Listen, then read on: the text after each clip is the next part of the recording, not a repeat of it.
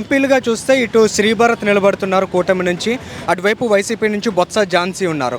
వీరిద్దరిలో ఎవరు ఎఫిషియెంట్ అయిన పర్సన్ అని మీరు అనుకుంటున్నారు? భర్త గారికి చదువుకునే ఎడ్యుకేషన్ ఉంది. అలానే రాజకీయ కుటుంబం నుంచి వచ్చినోడే. అలాగే ఝాన్సీ గారి గారు రాజకీయ కుటుంబం నుంచి వచ్చిన వాళ్ళే. కానీ ఝాన్సీ గారి కంటే భర్త గారు ఎన్నో రెట్లు ఎటు చూసినా బెటర్ అని ప్రజలు అనుకుంటున్నారు. ఈ కూటమిలో ఝాన్సీ గారు ఏదో జగన్ గారు డబ్బు చూపించి గెలిపిద్దాం అనుకుంటున్నారు. దాన్ని అయితే మాత్రం ప్రజలు తిరస్కరిస్తున్నారు. డబ్బు అయితే తీసుకుంటారు ప్రజల దృష్టిలో, ఎందుకంటే ప్రజల డబ్బే అది.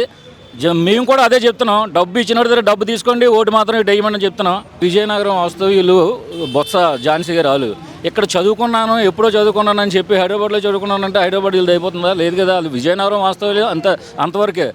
వైజాగ్ వాస్తవ్యులు భర్త గారు అందరికీ తెలిసిన విషయం అది. వైజాగ్లో 4 ఆస్తులు కానీ, వైజాగ్లో కాలేజీలు కానీ, ఆయన స్టూడెంట్స్కి కానీ, ప్రజలకు కానీ, వాళ్ళ తాతగారి దగ్గర నుంచి వీళ్ళు కూడా ఎన్నో సేవా కార్యక్రమాలు చేసి ఎన్నో ఉచిత పంపిణీలు, ఉచిత ఆరోగ్య స్త్రీ బస్సులని ఇవ్వని వేసి ఎంతో అభివృద్ధి చెందుతున్నారు. కాబట్టి భర్త గారికే ప్రజలంతా ఓట్లేస్తారని కోరుకుంటున్నాను.